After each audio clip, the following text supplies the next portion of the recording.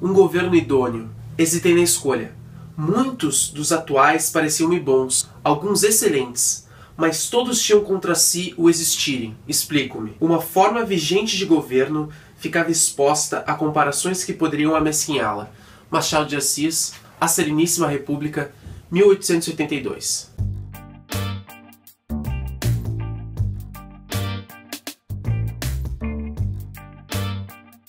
E aí pessoal, mais um vídeo do canal, e hoje a gente vai falar sobre reforma política. Há muito vem se dizendo sobre essa reforma, principalmente no sistema federal de eleição. A fundamentação dessa reforma seria que ela mudaria a dinâmica governante-governado e candidato-eleitor, fundamentaria melhor essa relação. O que a gente quer mostrar nesse vídeo um pouco é que essa relação ela não se dá tanto pela estrutura do sistema, mas por traços culturais. Essa reforma política tem vários sentidos e a gente vai pegar um deles aqui para explicar bem e ver como é que funciona. O que a gente vai pegar então para explicar é o sistema proporcional de votação. O que é isso? É aquele sistema que a gente utiliza no Brasil hoje em dia para eleger deputado federal, estadual e vereador, por exemplo. Como é que funciona então hoje em dia esse sistema? Vamos pegar um exemplo aqui, prático. Um estado tem 50.037 eleitores, 17 vagas no parlamento, pode ser estadual ou federal, não importa. Tivemos então nessas votações 883 votos brancos, 1.832 votos nulos, o que resultou no final em 46.322 votos válidos. O que a gente pegou? Total de votação, diminuiu votos brancos e nulos e deu 46.332 votos válidos. O que agora a gente tem que fazer? Tem que pegar esse número e dividir por 17, que é, lembrando, o número das vagas no parlamento. A partir disso a gente vai ter o coeficiente eleitoral, que ficou nesse caso em 2.725. O que é esse número? Esse é o número, a quantidade necessária de votos para se ter uma cadeira no parlamento. Imaginemos agora um partido X que recebeu 12.811 votos. Dividindo pelo quociente eleitoral, aquele que a gente disse, 2.725, temos agora 4,7. Despreza-se a casa decimal ali. Ou seja, esse partido, essa coligação, tem 4 cadeiras naquele parlamento imaginário de 17 deputados. Ele tem 4 dessas. E agora, todos esses votos que se deram para esse partido coligação vão ser divididos nesses 4. Então assim, um deputado ganhou desses 12 mil votos, só um deputado deles ganhou 10 mil. Não importa, o resto vai entrar também, porque esse único deputado recebeu muito voto. O que acontece nesse sistema proporcional?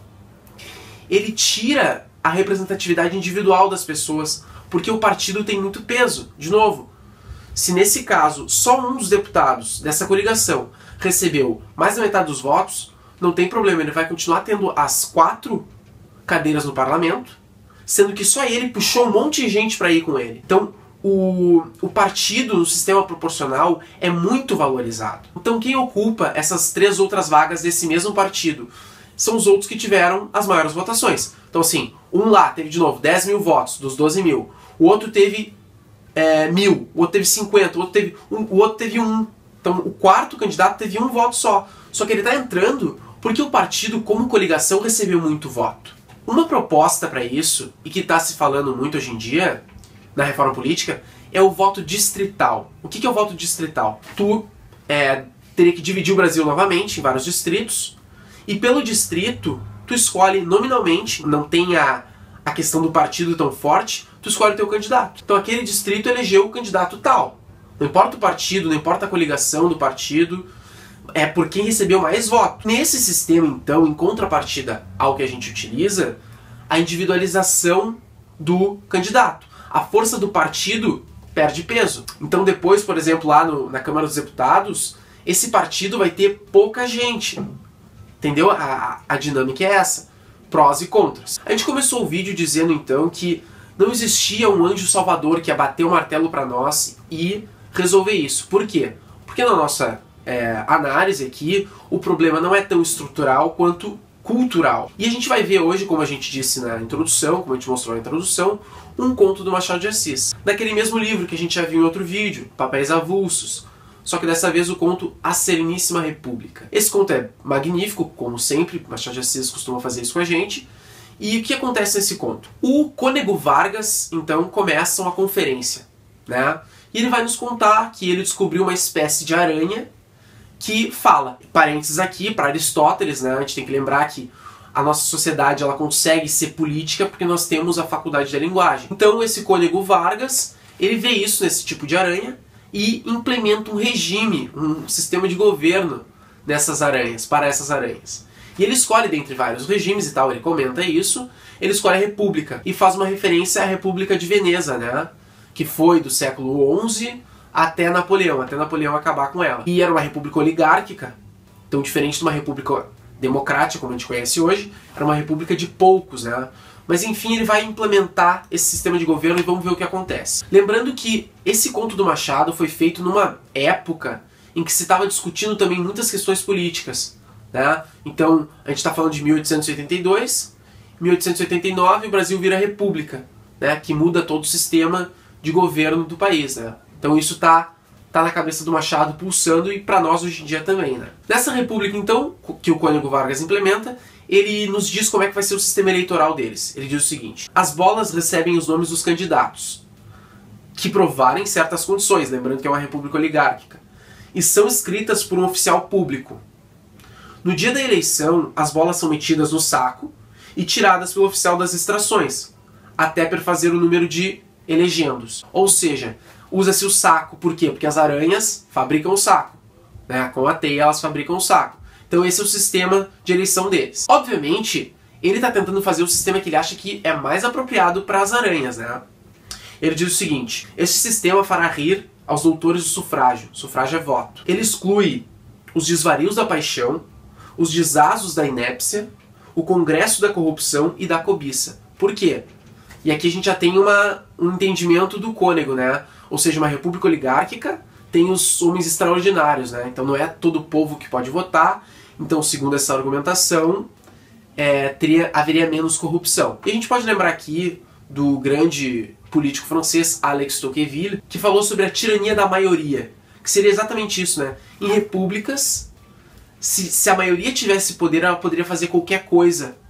A despeito de qualquer coisa, ela poderia impor sua vontade. E o Cônego aqui está dialogando com essa visão de mundo. Tal atitude não condiz com a realidade, porque a gente vê que tanto os regimes autoritários quanto democráticos podem ser corruptos ou não. Isso não, de novo, né, não está na estrutura do governo, e sim na cultura, no apreço pela cidadania, no apreço pelo bem comum, e não na estrutura do governo. Os partidos das aranhas são muito interessantes, e a ideologia aparece bem aqui. O seguinte, ó. O partido retilíneo achava que, abre aspas, a aranha deve fazer as teias com fios retos. A linha reta exprime os bons sentimentos, a justiça, a probidade, a inteireza, a constância, ao passo que os sentimentos ruins ou inferiores, como a bajulação, a fraude, a deslealdade, são perfeitamente curvos. E o partido curvilíneo achava que, abre aspas, as teias devem ser com fios curvos. A linha curva é a da virtude, do saber, porque a expressão da modéstia, da humildade, ao contrário, a ignorância, a presunção, a tolemia são retas, duramente retas. A gente vê aqui que o peso da retórica é muito interessante, né? Porque tu pode fazer o que tu quiser. Tanto a linha curva quanto a linha reta podem significar o bem, né? O bem. E o problema, as eleições começam a ter problemas, né? E o primeiro é que a primeira eleição lá tá tudo bem e tal, na segunda, terceira e tal, e aí duas bolas com o mesmo nome de candidato. O que eles fazem para mudar isso? Mexem na estrutura de novo. O que eles fazem? Decretou-se que o saco até ali, de 3 polegadas de largura, agora tivesse 2. Limitando-se a capacidade do saco, restringir o espaço à fraude. Ou seja, tu limita a estrutura da votação e tu acaba com a fraude. Lei do enganinho. Revogou-se essa medida. Por quê? Pois a estreiteza do saco podia dar lugar a exclusões odiosas e ao erro humano. Então, volta-se às 3 polegadas de largura. Isso vai, o conto continua mostrando que a estrutura quase que pouco importa. Decreta-se então que o saco seria feito de malhas, e não das teias, como anteriormente, para que todos pudessem ler as inscrições nas bolas. O que aconteceu? Tinha um cara que ficou lá, vendo de trás, e ele via quem era o candidato, e fazia assim pro inscritor que ia pegar. Tipo, não é esse ainda que tem que pegar, não é esse. Por quê? Porque agora o saco era transparente. Enfim, decreta-se de novo, volta então ao modelo anterior, porque isso deu problema. E isso continua. O conto vai nos mostrando que não existe sistema perfeito. Todo sistema é passível de corrupção e que a cultura da cidadania, não estou falando aqui de cultura, de autocultura, não, a cultura da cidadania, o apreço por saber que esse cara tá lá na frente agora justamente para o outro poder daqui a 6 meses estar lá na frente, representando o povo. Nenhum modelo é bom a priori, então. Pensar assim, pensar que o problema está na estrutura, é uma maneira válida de pensar, filosoficamente correta de pensar, mas não é a minha posição. Eu acho que está muito mais... Claro que tem o problema estrutural, mas está muito mais na falta da cultura cidadã do que qualquer outra coisa. Então assim, caso mudemos a estrutura, vai melhorar? Pode ser que não. Pode ser que continue tudo igual, né? A representatividade que a gente disse que falta agora, pode ser que continue igual. Ou então agora, se for voto distrital, a questão do partido vai ficar ruim. E o partido é quase que... É a alma da democracia ter partidos, né? Pra gente poder se filiar a uma ideia, a um modo de ver o mundo, né? Claro também que a gente não pode ficar, deixa assim porque nada vai mudar. Não, isso é um conservadorismo tolo, né? Agora, ninguém vai bater o martelo, de novo, ninguém vai bater o martelo pra nós. Cultura cidadã, educação e conversa, aí que a gente pode mudar alguma coisa, talvez. Interessante também apontar que a Finlândia, né, e as pessoas conhecem um pouco a Finlândia, sabem que a Finlândia é um país de bem-estar social, utiliza o modelo proporcional do Brasil. Então, provando aí que a estrutura não fundamenta totalmente essa dinâmica governante-governado. E a Alemanha utiliza o sistema distrital misto, né, para provar também que pode ser bom também o distrital misto ou o distrital puro, enfim. Lembrando que esses dois países eles são muito próximos geograficamente, né? A Alemanha tem mais ou menos 350 mil km² e a Finlândia tem 330 mil km². Falar um pouquinho aqui sobre a geografia, né? Porque muita gente diz que a estrutura do Brasil ela não é boa, porque é um país muito grande e que então teria um modelo a priori bom para nós que não seria esse proporcional. E de novo, né? Aqui não é a nossa posição, não é essa. Sobre a proposta de mudança, o mais interessante de novo, como a gente já vem debatendo aqui, é que não está tendo esse diálogo, né?